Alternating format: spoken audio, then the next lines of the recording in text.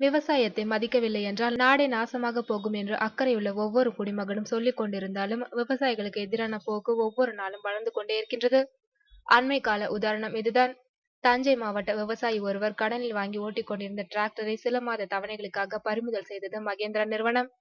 பறிமுதல் செய்தது கூட பிரச்சனை இல்லை, அவர்கள் நடந்து கொண்ட விதம்தான் கொடூரம். போலீஸ் துணையுடன் பைனான்ஸ் நிறுவன ஆட்களும் சேர்ந்து கொண்டு அவரை கடுமையாக தாக்கிவிட்டு டிராக்டரை ஓட்டி சென்று விட்டார்கள். இதனை எல்லாம் செல்போனில் பதிவு செய்து வாட்ஸ்அப்பில் உலவ விட்டார்கள் ஊர் மக்கள். அரசும் இந்த விஷயத்தில் உடனே விழித்துக் கொண்டு சம்பந்தப்பட்ட காவலர்களை இடமாற்றம் செய்துள்ளது. இதற்கிடையில் இந்த விஷயத்தை கேள்விப்பட்ட நடிகர் விஷால் அந்த விவசாயிக்கு ஆறுதல் கூறியிருப்பதுடன் அவரது கடனை முழுமையாக அடைக்கவும் விரும்புவதாக கூறியிருக்கின்றார்.